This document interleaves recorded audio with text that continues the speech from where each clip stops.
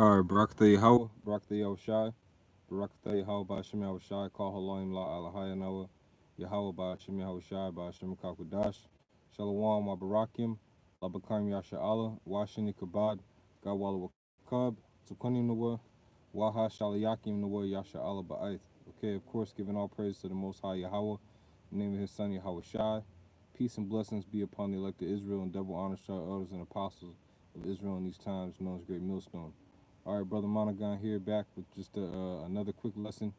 Just doing some readings here, just reading through Galatians, the fourth chapter, and I came across these verses and figured that I could do a precept on this phrase here, made under the law to redeem them that were under the law. And there's two doctrines that go with that, you know, the first one being the virgin birth, and the second one being salvation. All right, so this is Galatians 4 and verse, I'll start at the top actually. Galatians 4 and 1 says, Now I say that the heir, as long as he is a child, deferreth nothing from a servant, though he be Lord of all, but is under tutors and governors until the time appointed of the Father. Even so, it's talking about a young child coming up, all right, and learning the law, statutes, and commandments. Verse 3, it says, Even so we, when we were children, were in bondage under the elements of the world.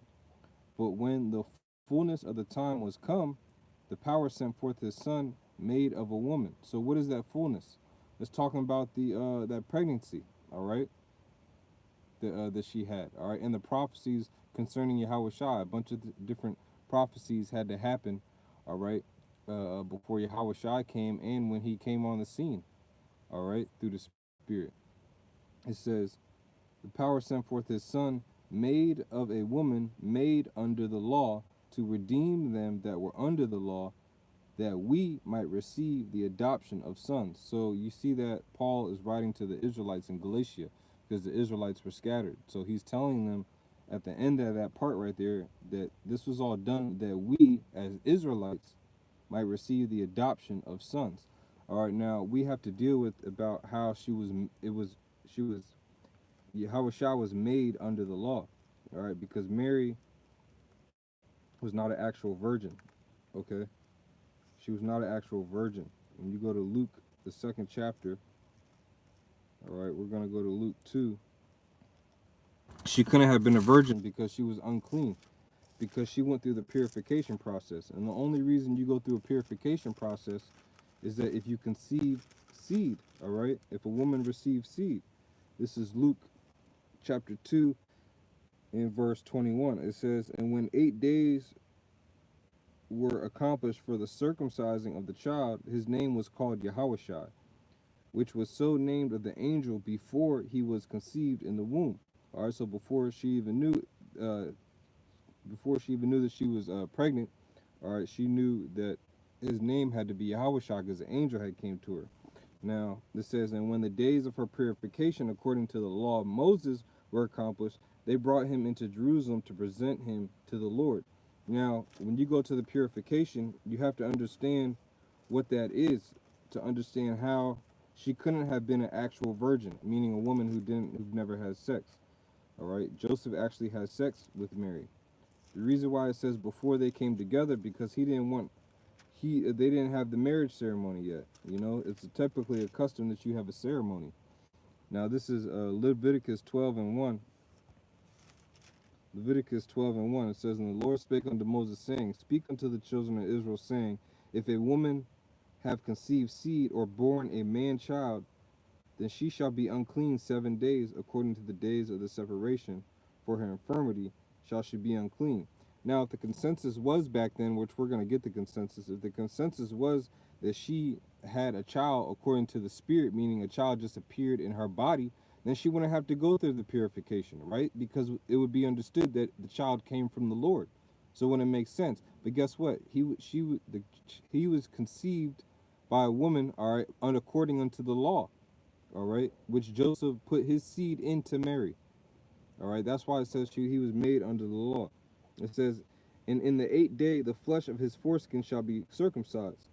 And she shall then, all right, after the 7 or 8 days, and she shall then continue in the blood of her purifying 3 and 30 days shall she shall touch no hallowed thing, nor come into the sanctuary until the days of your purifying be fulfilled. So she was unclean for 40 days. When an Israelite woman gives birth to a man child, all right, she's unclean for 40 days. Now, why would she go again? Why would she have to go through a purification process if she was a virgin? If the seed came from immaculate conception, that doesn't make sense.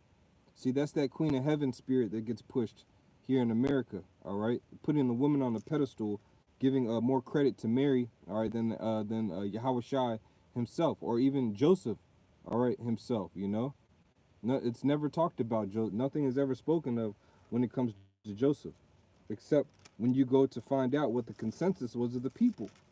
Everybody understood that Joseph was the father. You know, there was no, the Lord Yahweh Shai, our Savior, never spoke about him coming from a woman who never had sex. It's never written, it's never recorded because it's not true. Matthew 13 and 53. And it came to pass that when Yahweh Shai had finished these parables, he departed thence. And when he was coming to his own country, he taught them in their synagogue, insomuch, so it was all Israelites, all right? It says, insomuch that they were astonished and said, when hence this man this wisdom and these mighty works? Is not this the carpenter's son? And that was Jake. That was our people talking as if, like, hold up, we know this guy. We know his upbringing. Like, how does he know all this stuff and we know him because he's the carpenter's son? Is not his mother called Mary, and his brethren James, Joses, and Simon, and Judas, and his sisters? Are they not all with us? Whence then hath this man all these? Meaning, we know his siblings, we know his upbringing, we know his family. How does he have this wisdom and knowledge? All right, how is he able to speak with such authority? Well, when you read into the prophecies, it tells you exactly, all right? It tells you exactly that he would be filled with all these, quick understanding and quick of judgment. He'd be merciful, all right? These were the prophecies concerning him. But the people back then didn't understand it, just like the people now don't understand it. When you look up the word virgin, it means a young woman. It doesn't mean a woman that has never been touched. All right?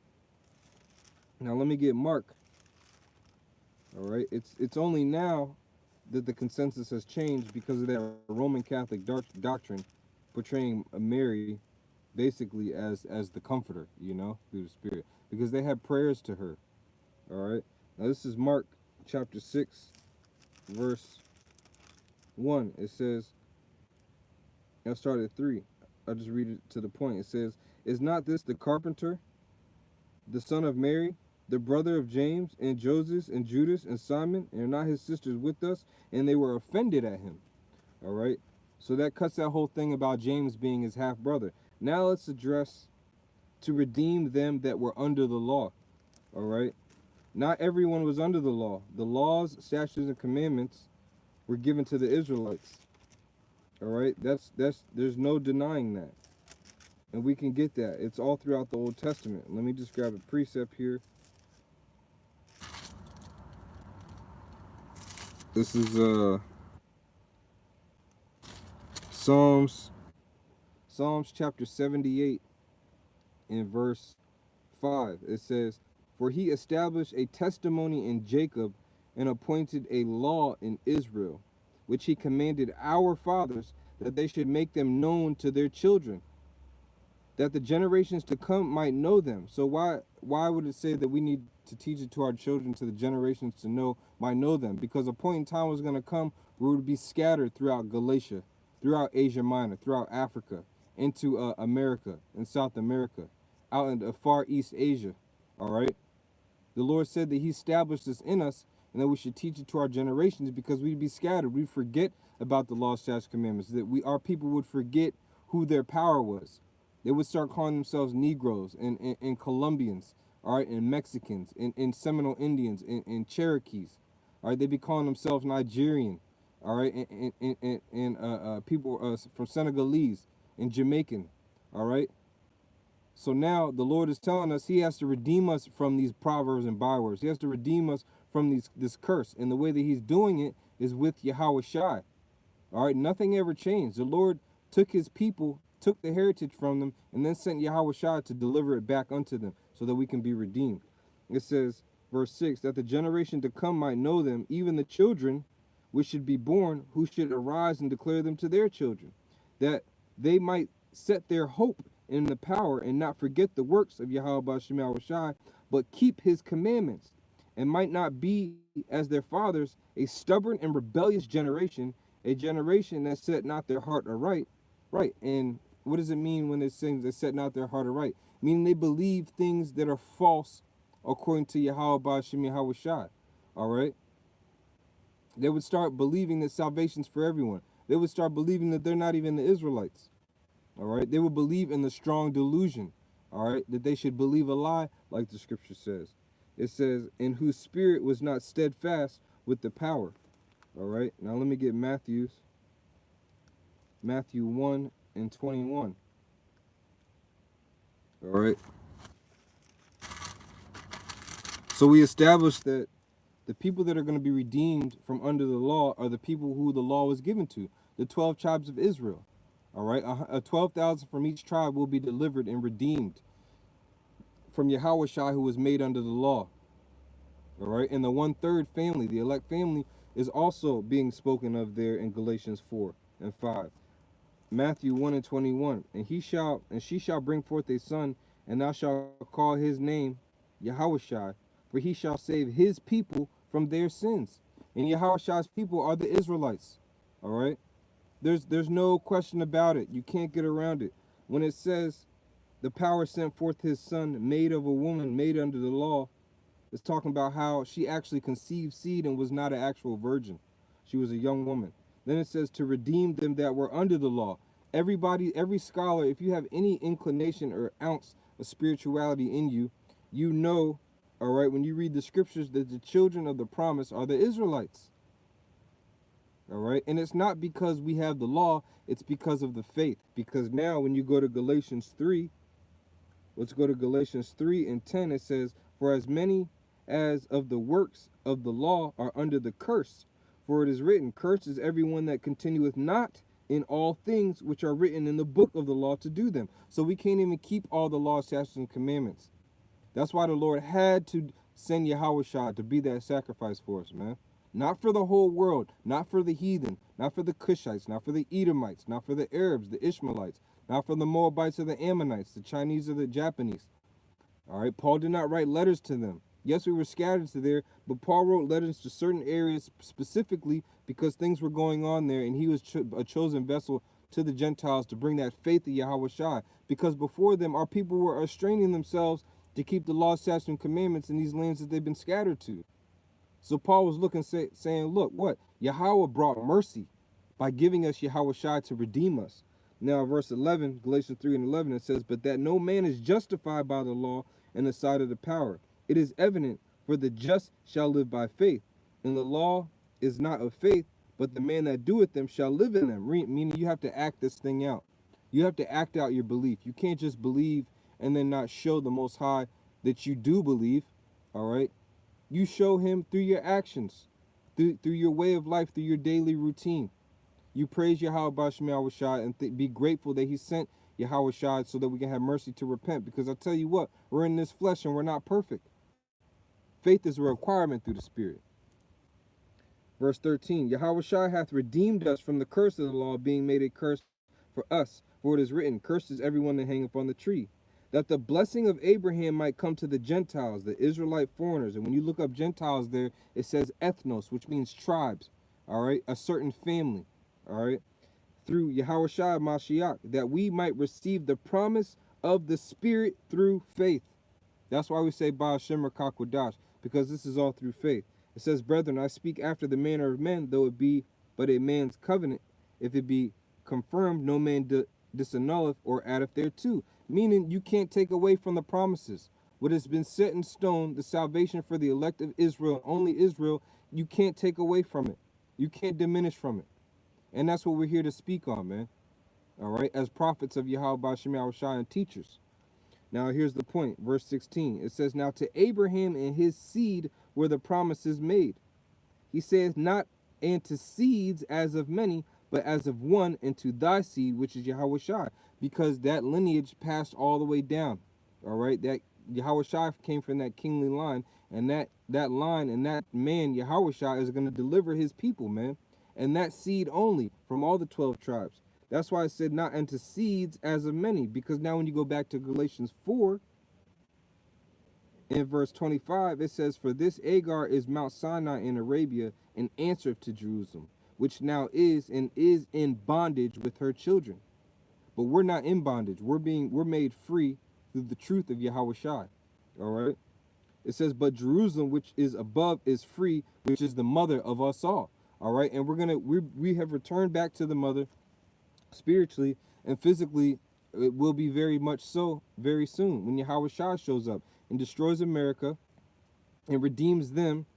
It redeems us, Abaratazah. I'm part of the elect. We continue in this thing to redeem us that were under the law. All right. And I pray of the Wadi Yahushua that we're not solely under the law anymore, you know, through the Spirit. That we have Yahushua and that we can have the faith, the opportunity to get back. All right. So again, all right, when he was made under the law of a woman, that's talking about how Mary was not a virgin. All right, she had sex with Joseph. And to redeem those that were under the law are talking about the 12 tribes of Israel, the 144,000 and the 1/3. All right, so I pray that you were edified and that you can use some of these quick cuts to chop up these doctrines about salvation and the virgin birth through the Spirit. The water for tuning into all the elect, Shalom wa Barakim, La Bakayarim Yasha'Allah. Peace and blessings to the elect of Israel, and double honors to our elders and apostles of Israel, of course, in these times known as Great Millstone in the Hebrew. Our Sheni Kabad Lakam. Double honors to you all right? Shalom. Shalom.